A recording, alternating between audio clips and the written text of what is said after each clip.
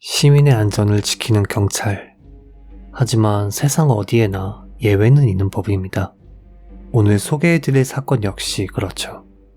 오카야마 출신의 사와지 카즈오. 어릴 적부터 활발하고 적극적인 성격이었던 그는 1958년 4월 고등학교를 졸업한 후 경찰이 되었습니다. 이후 일본은 과격한 학생운동이 벌어지는 혼란기에 접어들었고 사와지는 이때 기동타격대 소속으로 일했는데요. 그는 업무에 진지하게 임했고 동료나 부하에게는 따뜻한 사람이었기에 주변으로부터 무척 존경을 받았다고 합니다.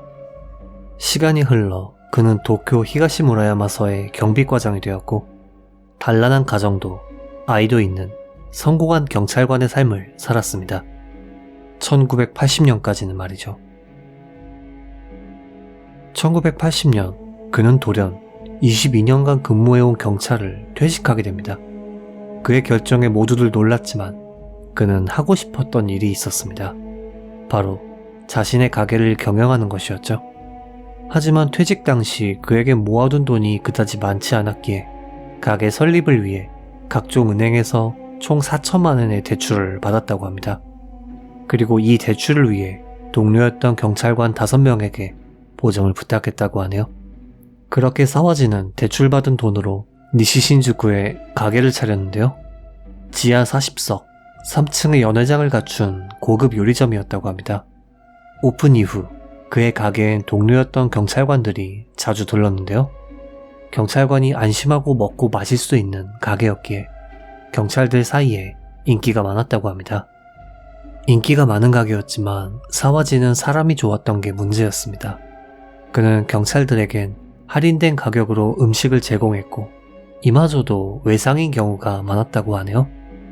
그러다 보니 점점 경영 상황은 악화되었고 이를 메꾸기 위해 사와지는 다시 대출을 하거나 지인에게 돈을 빌리곤 했다고 합니다. 그리고 1983년 그의 빚은 무려 1억 5천만 엔까지 불어나게 됩니다. 그리고 이 중 5천만 엔은 경찰 동료 등에게 개인적으로 빌린 돈이었다고 하네요. 결국 빚을 감당하지 못한 그의 가게는 7월 폐점하게 되었고 사와지에겐 빚만 남게 되었죠. 이뿐만 아니라 그에게 보증을 서준 몇몇 경찰은 담보였던 토지가 압류당하거나 월급이 압류당하는 등의 피해를 입어 가정이 붕괴된 사람도 있었다고 합니다.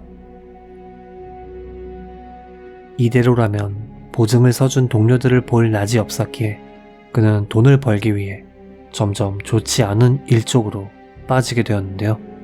나아가 결국엔 한 야쿠자 간부에게 그냥 앉아있기만 하면 된다 라며 한 회사를 소개받아 사장으로 취임했습니다. 그가 사장이 된 이 회사는 불법적인 물건들을 취급했는데요.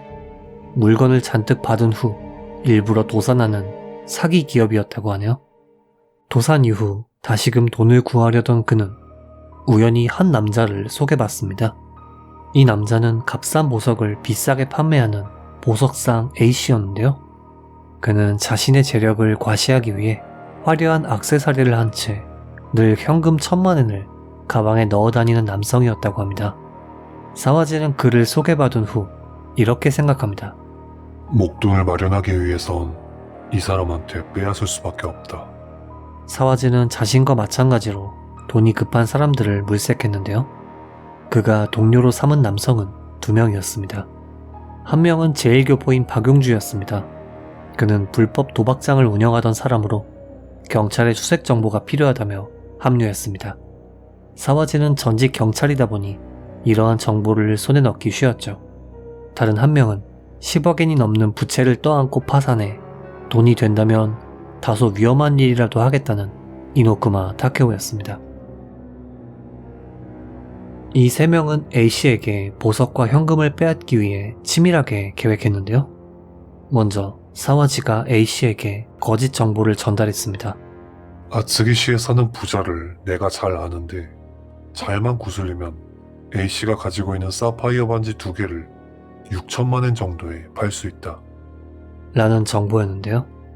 보석상 A씨는 2개의 반지를 2천만 엔에 판매하고 있었기에 그에게 있어서는 무척이나 솔깃한 이야기였습니다.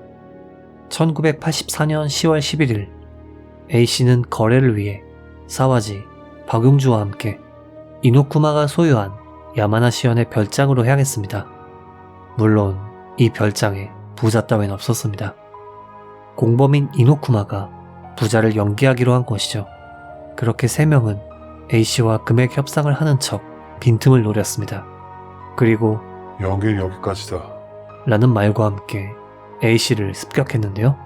A씨는 반항했지만 전직 경찰인 사와지를 이길 수는 없었고 결국 목숨을 잃게 됩니다. 세 명은 A씨가 가지고 있던 귀금속과 현금을 포함 총 6천만 엔을 빼앗은 후 A씨를 별장 마룻바닥 아래에 묻습니다. 이후 10월 25일 사와지와 이노쿠마는 다음 범행을 준비했는데요. 렌터카를 이용해 사이타마현에 살던 B씨의 집에 방문했습니다. 이 B씨는 금융업에 종사하는 현금 부자였다고 하는데요. 사와지 역시 이 B씨에게 돈을 빌린 적이 있었다고 하네요.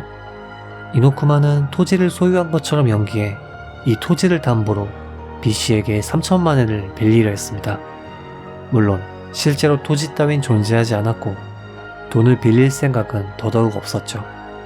이들은 담보로 맡길 토지를 보여주겠다며 B씨를 자동차에 태운 후 B씨가 차 내에서 꾸벅꾸벅 졸기 시작하자 미리 준비한 밧줄을 그녀의 목에 감았습니다. 이후 두 명은 싸늘하게 식은 그녀를 자동차로 운반, 다시금 이노쿠마의 별장 마루 바닥 아래에 묻었습니다. 그리고 B씨가 가지고 있던 현금, 통장 등에서 4,700만 엔을 빼앗았다고 하네요. 이렇게 한때 시민의 안전을 지키는 경찰이었던 그는 어느샌가 돈을 위해서라면 무엇이든 하는 사람으로 변해버렸습니다. 하지만 이들의 범죄는 금방 들통나게 되었는데요. B씨의 실종과 관련해 이들이 사용했던 렌터카에 대한 목격 증언이 있었기에 사와지와 박용주는 즉시 체포되었다고 하네요. 이노쿠마는 검거되지 않은 채 계속 도망쳤지만 도주하는 내내 사와지가 말했던 내용이 머릿속을 맴돌았습니다. 피해자를 발견하지 못하면 재판에서 유죄가 성립되지 않아. 이 말인즉 만일 자신의 별장에 유기한 2명의 시신이 발견되면 유죄 판결을 받게 된다는 것을 의미했습니다. 그렇기에 그는 2명의 시신을 꺼내 50km가량 떨어진 하다노시의 산속에 다시금 유기했습니다. 하지만 결국 멀지 않아 이노쿠마 역시 검거되었죠. 그리고 이노쿠마는 체념한 듯 순순히 2명을 유기한 장소를 자백했다고 하네요. 이후 재판에서 박용주에겐 무기징역이, 이노쿠마와 사와지에겐 사형 판결이 내려졌습니다. 사와지는 처음엔 항소했으나 이내 취하했다고 하는데요. 그 이유는 최종심 전에 불필요하게 항소하지 않는 편이 집행이 늦어질 것. 라는 자신이 생각한 규칙 때문이었다고 하네요. 즉 사형 집행까지 조금이라도 더 살고 싶었기 때문인 것이죠. 한편 사와지의 아들 역시 성실한 경찰관이었음에도 아버지의 범행 탓에 경찰을 그만둘 수밖에 없었다고 합니다. 그리고 시간이 흐른 2008년 12월 사와지는 옥중에서 쓸쓸히 병사했다고 합니다. 존경받는 성실한 경찰관이 타락해버린 이번 사건 어떻게 보셨는지요? 피해자의 명복을 빌며 영상을 마칩니다. 괴미사였습니다.